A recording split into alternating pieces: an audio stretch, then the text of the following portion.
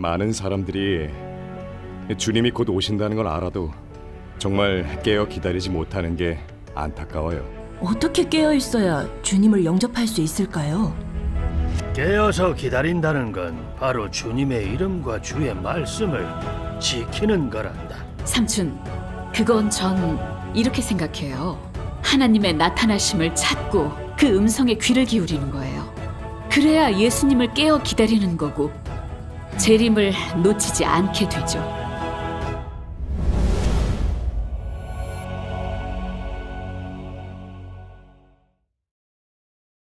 세월이 정말 빠르네요. 그래, 벌써 20년도 더 됐어요.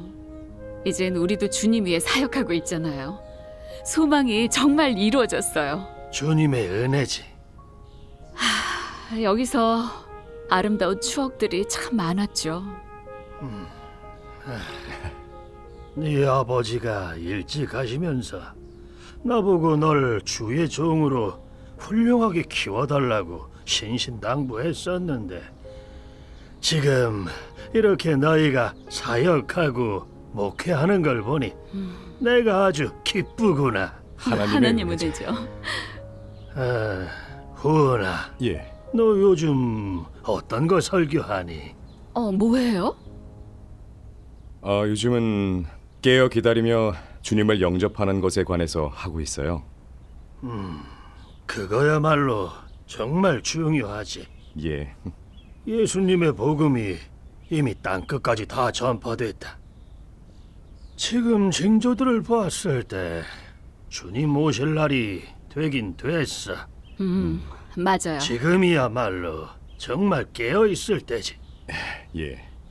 주님이 언제 데리러 오실지 모르니 항상 깨어 기다려야 돼.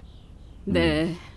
보니까 내가 살아서 주님의 재림을 볼 수 있을지도 모르겠구나. 맞아요. 나도 늙었구나.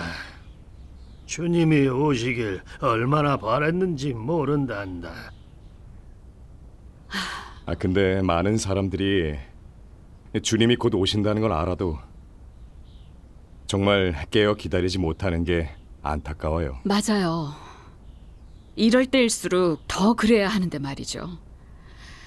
저도 요즘 어떻게 기다려야 정말 주님의 뜻에 맞는 건지 깨어 있으라는 게 뭔지 자주 생각해봐요.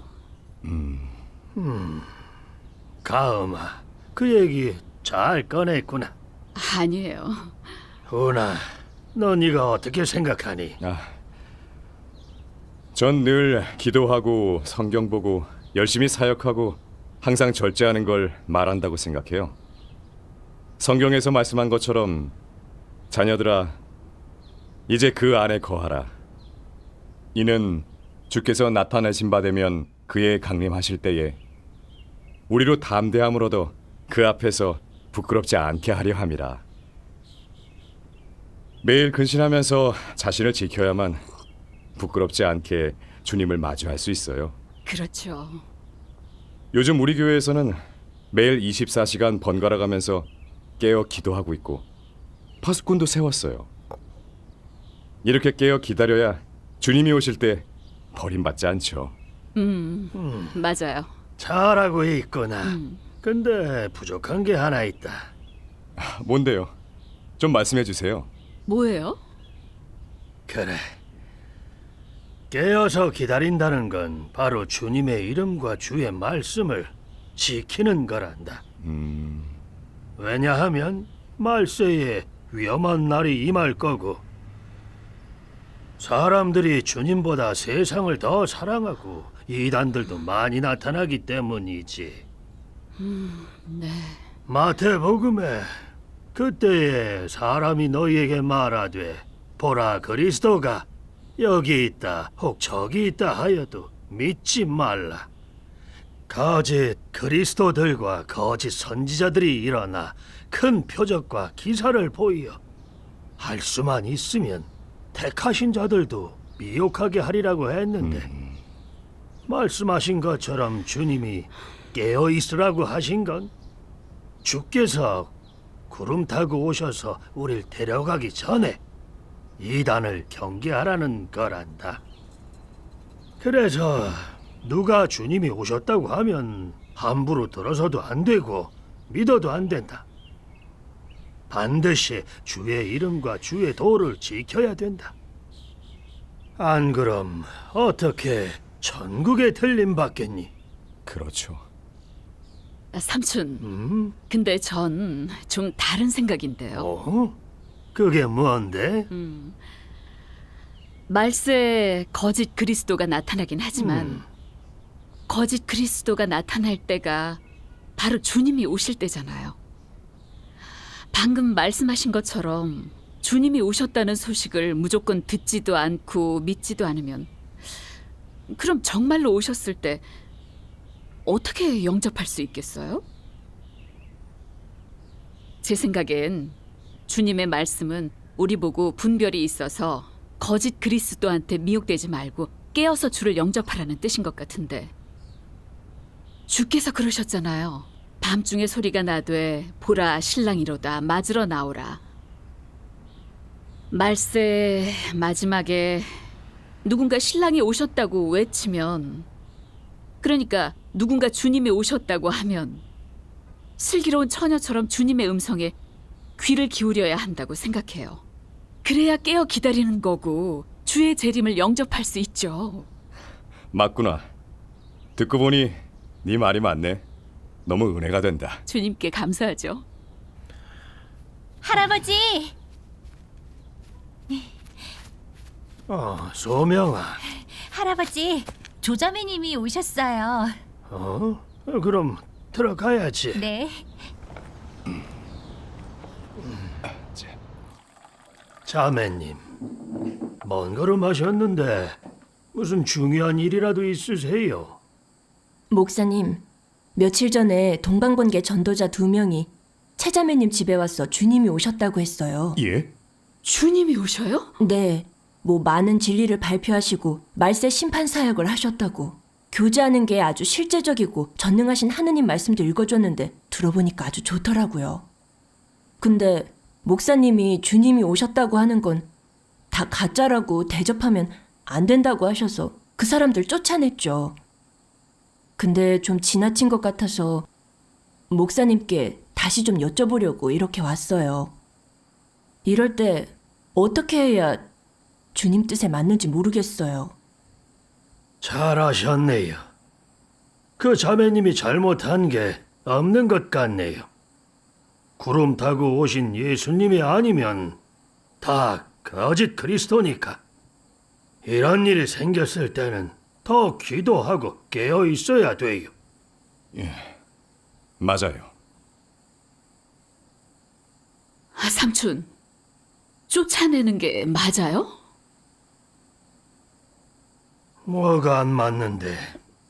그 사람들 한 말이 빛 비춤과 성령의 역사가 있고 하나님께로부터 온 거면 자세히 구하고 알아봐야 되는 거잖아요. 맹목적으로 그 사람들을 쫓아내는 건 전 좀 아닌 것 같은데. 틀릴 거 하나도 없다. 계시록에 안 그랬니? 구름을 타고 오시고 각인의 눈이 그를 본다고. 주님은 구름 타고 오실 거란다. 근데 우린 아직 이런 걸 보지도 못했는데 주님이 오셨을 리 있겠니? 맞아, 가음아. 삼촌, 이건 큰일이에요. 우리가 성경 한 구절로 이렇게 쉽게 단정 지으면 너무 함부로 판단하는 게 아닐까요? 유대 바리새인들을 보면 그 사람들도 메시아를 간절히 기다렸고 메시아에 관한 예언도 잘 알고 있었어요. 근데 예수님이 사역하셨을 땐 자기 상상과는 다르니까 예수님이 메시아가 아니라고 부인했었고 게다가 십자가에 못 박기까지 했어요. 그래서 하나님을 대적한 죄인이 돼서 하나님께 저주받았잖아요. 삼촌, 주님이 오시길 기다리면서 신중하게 대해야지. 안 그럼 하나님을 노엽히게 돼요. 동방번개가 정말 하나님의 역사가 맞고 주님의 재림이 맞는지 아직은 잘 모르잖아요. 동방번개 사람들이 주께서 오셨다고 전할 때 우리가 직접 알아보고 나서 그때 판단해도 안 늦어요. 안 그래요? 그렇네요. 가음아, 네 말도 일리는 있어. 근데 성경에 분명히 구름 타고 오신다고 예언한 건 또 어떻게 해석할래?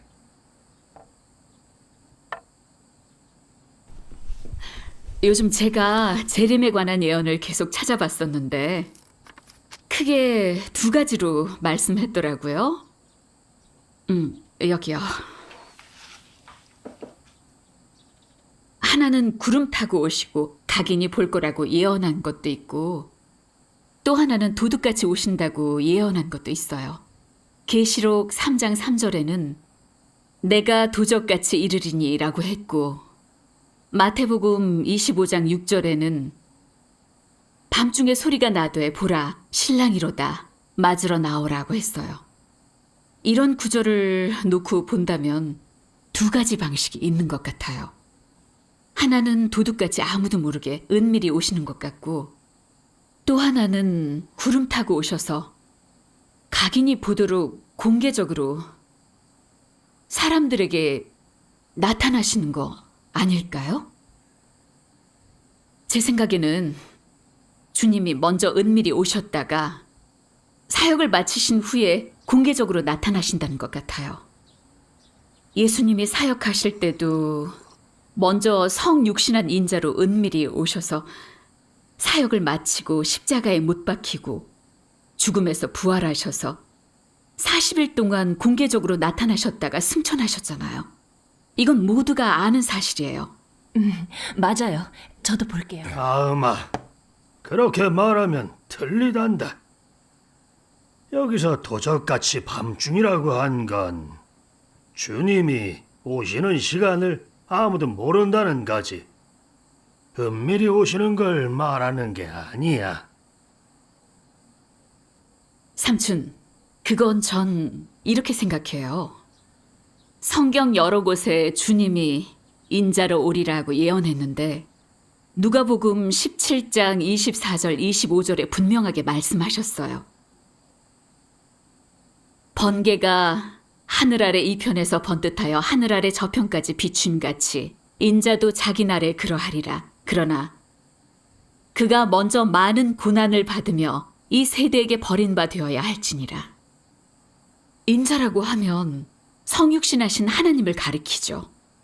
그리고 또 그가 먼저 많은 고난을 받으며 이 세대에게 버림바 되어야 할지니라고 했는데 이 세대에게 또 버림받는다면 하나님이 성육신하셔서 은밀히 오시는 걸 말하는 거 아닐까요? 예수님이 사역하셨을 때도 그분이 메시아라는 걸 아무도 모르고 주님을 평범한 사람으로 여겨 정죄하고 저버렸잖아요. 주님이 다시 오셔서 공개적으로 나타나시면 고난받을 필요가 없고 이 시대에 버림받을 리도 없어요. 그래서 저는 도적가치와 밤중은 주님이 오시는 정확한 시간만 아무도 모른다는 게 아니라 성육신하신 인자로 은밀히 강림하시는 걸 말하는 것 같아요. 맞아요. 자매님 얘기 들어보니까 정말 그런 것 같네요. 가음아, 네 말이 맞는 것 같다. 전에 이 말씀을 많이 봤지만 이런 깨우침은 없었거든. 나도 이 기도하면서 다시 묵상해봐야겠다. 인자는 주님이잖아. 주님은 이미 고난을 다 받으셨어. 어떻게 인자로 다시 오실 수 있지? 아니야. 절대 불가능해.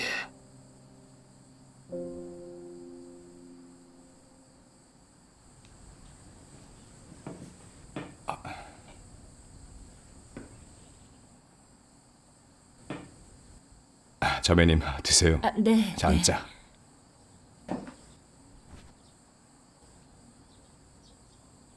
자매님, 이 말씀의 근거에 보면 주님이 정말 인자로 은밀히 강림하신다면 사람들이 정말 알아보기 쉽지 않죠.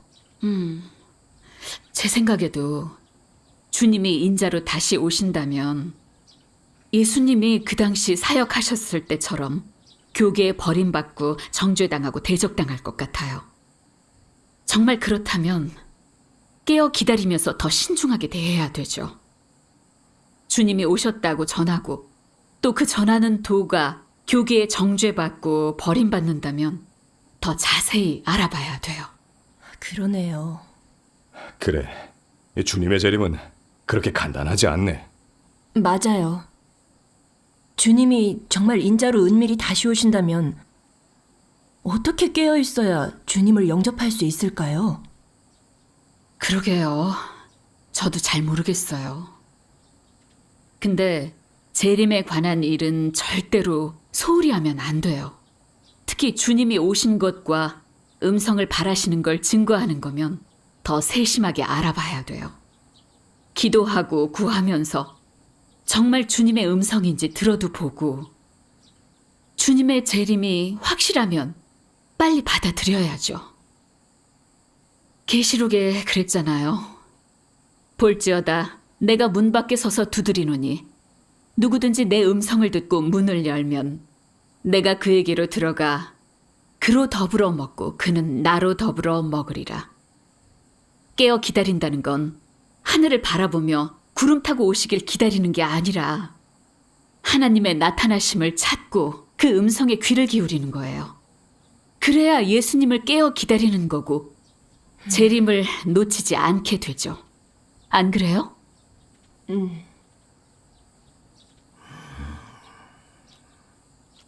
내가 왜 저 말씀을 몰랐지?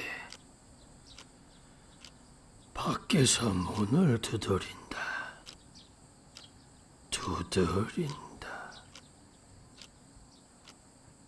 구름 타고 두드리나? 구름 타고 오면 사람들이 다 볼 텐데 어떻게 문을 두드리지? 정말 잘 모르겠다. 자매님, 그 말 정말 일리 있네요. 전 좀 마음이 좀 그러네요. 제대로 알아보지도 않고 동방번개를 함부로 정죄하고 또 그 사람들을 쫓아냈으니 동방번개가 정말 주님의 재림이라면 우리가 이러면 주님을 대적하는 거잖아요. 또 바리새인 아니에요? 맞죠. 앞으로 동방번개 사람들이 주님이 오셨다고 전해주면 정말 잘 알아봐요. 무작정 거절하고 정죄해서는 안 돼요. 예수님이 말씀하셨잖아요. 번개가 동편에서 나서 서편까지 번쩍임같이 인자의 임함도 그러하리라. 동방번개가 바로 재림에 관한 예언이니까 주님의 사역일 수도 있겠어요. 잠깐.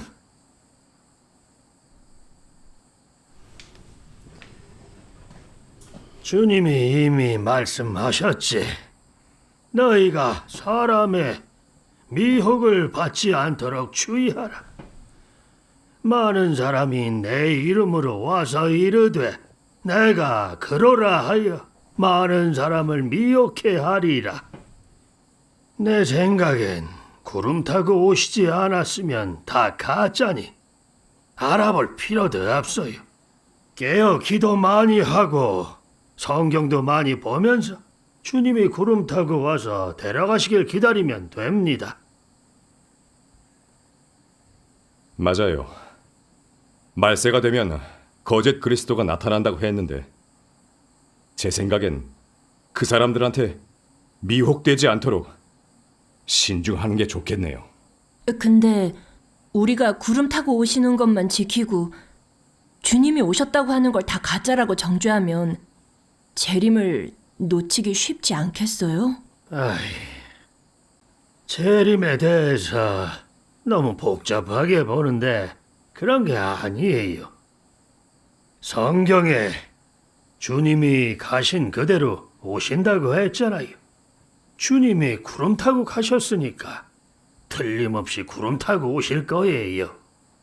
이게 얼마나 간단합니까? 우리가 성경에 있는 그대로만 믿으면 주님은 버리지 않으실 겁니다. 삼촌, 오랫동안 믿으면서 주님이 데려가시길 바랐잖아요. 그래요. 주님이 오셨다고 전하는 걸 다 거짓 그리스도라고 정죄하면 인자 되신 그리스도까지 정죄하게 되지 않을까요? 그 결과는 정말 무서운 거예요. 맞아요. 주님이 오셨다고 전해줄 때 구하지도 않고 알아보지도 않고 어떻게 주님의 음성을 들을 수 있겠어요? 사람을 만들 때부터 슬기로운 처녀는 사람의 영이 있었고 하나님의 음성을 들을 줄 알았어요. 하나님 나를 사랑하시네. 분터에서 일으켜 말씀으로 심판해